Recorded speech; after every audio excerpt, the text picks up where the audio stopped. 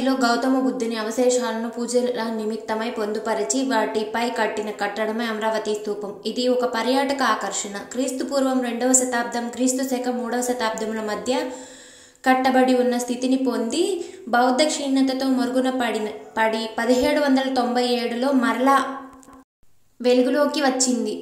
అమరావతి శిల్పకళ బుద్ధ విగ్రహం మలచడంలోనూ, నాగిని ప్రతిపల రూపురేఖల్లోనూ తనదైన ప్రత్యేక గుర్తింపు పొంది ఆగ్నేయ ఆసియా, శ్రీలంక దేశాలకు ఈ శిల్పకళ విస్తరించింది. ఇక్కడ లభించిన శాసనాల వల్ల బ్రహ్మీ లిపి నుండి తెలుగు లిపి పరిణామ క్రమంలో తొలి 4 దశలను తెలుపుతుంది. శాసనాలు, శిల్పాలు, స్థానిక పురావస్తు ప్రదర్శనశాల, చెన్నైలో పురావస్తు ప్రదర్శనశాల, బ్రిటిష్ మ్యూజియంలలో భద్రపడ్డాయి. ఉండవల్లి గుహలు ఆంధ్రప్రదేశ్ రాష్ట్రం గుంటూరు జిల్లాలో విశ్వకర్మ స్థపతులచే భారతీయ శిల్పశాస్త్రం ప్రకారం పెద్ద శిలను తొలచగా ఏర్పడిన పురాతన గుహాలయాలకు ఇవి ఒక ఉదాహరణ. అవి ఒక గుర్తు లాంటివి. ఈ గుహలు విజయవాడ నుండి 6 కిలోమీటర్ల దూరంలో, గుంటూరు నగరానికి 22 కిలోమీటర్ల దూరంలో ఉన్నాయి. జాతీయ ప్రాముఖ్యత కలిగిన కేంద్ర రక్షిత స్మారక కట్టడాల్లో ఇది ఒకటి.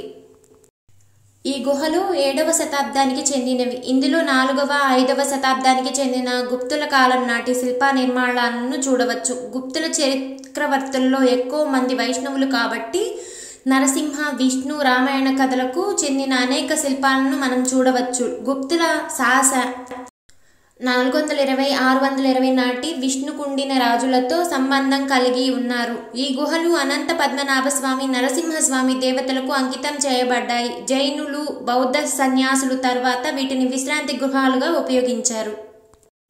ఇది తూర్పు ముఖభాగంతో 29 మీటర్ల పొడవు, 16 మీటర్ల వెడల్పు కలిగిన 4 అంతస్తుల గుహాలయం. ప్రతి అంతస్తులో చాలా వైవిధ్యం కనబడుతుంది. కింది అంతస్తు అసంపూర్తిగా ఉన్న తక్కువ స్తంభాలు కలిగిన పెద్ద గదిగా ఉండి ఇది 8 స్తంభాల ముఖభాగంతో 7 తలుపులతో కలిగి ఉంది. మొదటి అంతస్తు వెనుక భాగంలో 3 మందిరాల సముదాయ నిర్మాణంలో మొదటి ప్రతి ఒక మందిరం ముందు స్తంభాల హాలు కలిగి ఉంది. ఇది త్రిమూర్తులకు, శివ, విష్ణు, బ్రహ్మకు అంకితం చేయబడింది. ఉప్పలపాడు పక్షి సంరక్షణ కేంద్రం ఆంధ్రప్రదేశ్ గుంటూరు జిల్లాలో ఉన్న ఒక పక్షి సంరక్షణ కేంద్రం. ఇక్కడ రకరకాలైన కొంగలను గమనించవచ్చు. ఇక్కడ సైబీరియా, ఆస్ట్రేలియా లాంటి దేశాల నుంచి పక్షులు వలస వచ్చి స్థానికంగా ఉండే చెరువుకు సమీపంలో చెట్లపై గూళ్ళు కట్టుకుంటాయి. ఇక్కడ 25 సంవత్సరాలకు పూర్వం పక్షి సంరక్షణ కేంద్రం ఏర్పడింది. 2002లో ఉప్పలపాడు పక్షి సంరక్షణ కేంద్రం చెరువును అటవీ శాఖ స్వాధీనం చేసుకుంది. ప్రస్తుతం గ్రామ పర్యావరణ అభివృద్ధి కమిటీ ఆధ్వర్యంలో ఉంది. గుడ్లు పెట్టడానికి అనువైన వాతావరణం, ఆహారం లభించడం వల్లనే పక్షులు ఇక్కడకు వస్తున్నాయి. ఇక్కడకు చైనా, నేపాల్, హిమాలయాల నుంచి ఫెలికాన్స్, నైబీరియా నుంచి పెయింటెడ్ స్టార్క్స్, శ్రీలంక, ఆఫ్రికా నుంచి ఓపెన్ బిల్ స్టార్క్స్, దక్షిణాఫ్రికా నుంచి వైట్ ఐబిస్, ఇలా వివిధ దేశాల నుంచి 32 రకాల పక్షులు ఆయా కాలాల్లో వలస వస్తాయి. ఈ ఆలయం కృష్ణనగర్ తాడేపల్లి గ్రామం, గుంటూరు జిల్లాలో ఉంది. దీనిలో జింకల పార్క్, గోశాల, గణపతి స్వామివారి ఆలయం, స్ఫటికలింగం, కృష్ణాలయం, శివాలయం, ఎదురుగా పెద్ద నంది ఉంది. ఈ ఆలయం శ్రీ మాతా శివానంద సరస్వతి గారు ఆధ్వర్యంలో నడపబడుచున్నది. ప్రకాశం బ్యారేజ్ విజయవాడ వద్ద కృష్ణా నదిపై నిర్మించిన బ్యారేజ్. దీని పొడవు 1223.5 మీటర్లు. 1954 ఫిబ్రవరి 13న మొదలైన బ్యారేజ్ నిర్మాణం దాదాపు 4 ఏళ్లలో పూర్తయింది. 1957 డిసెంబర్ 24న బ్యారేజ్పై రాకపోకలు మొదలయ్యాయి. బ్యారేజ్ నిర్మాణానికి 2.78 కోట్లు ఖర్చయింది. ఉమ్మడి కృష్ణా, గుంటూరు జిల్లాలో 13.8 లక్షల ఎకరాలకు ఈ బ్యారేజ్ నుంచి సాగునీరు లభిస్తోంది.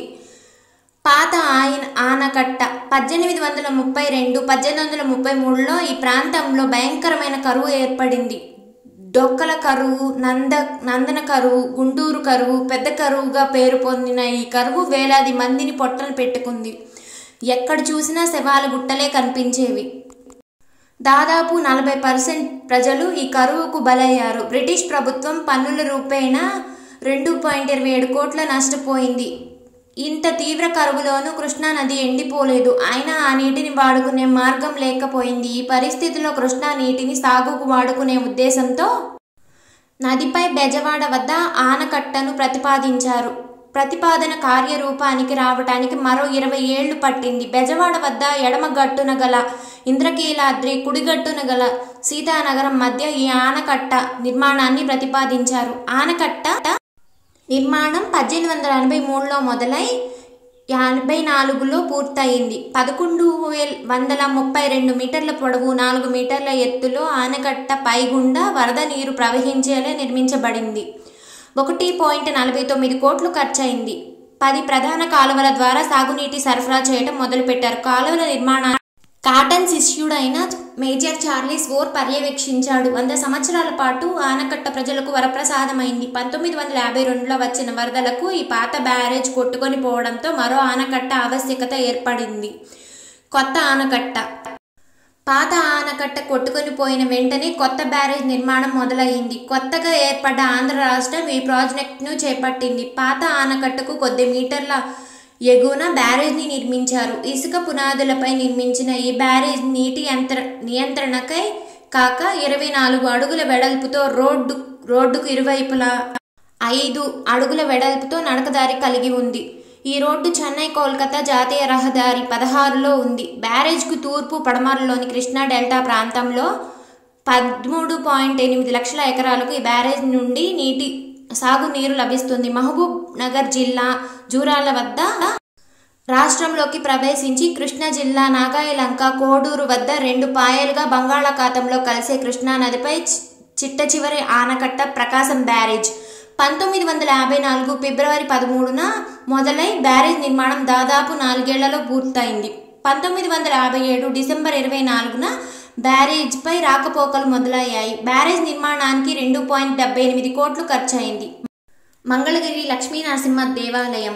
ఆంధ్రప్రదేశ్ రాష్ట్రం గుంటూరు జిల్లా మంగళగిరి పట్టణంలో ఉన్న దేవాలయం. భారతదేశంలోని విష్ణువు 8వ పవిత్ర స్థలాల్లో ఒకటైన ఈ క్షేత్రం అష్ట మహాక్షేత్రాల నరసింహాలలో ఒకటిగా కూడా ప్రసిద్ధి చెందింది. కొండపైన దిగువన ఉన్న 3 దేవాలయాలు ఉన్నాయి. దక్షిణ భారతదేశంలోనే ఎత్తైన గోపురాల్లో ఒకటైన ఈ దేవాలయం గోపురం 153 అడుగులు ఎత్తు, 49 అడుగుల వెడల్పుతో 11 అంతస్తుల్లో నిర్మించబడింది.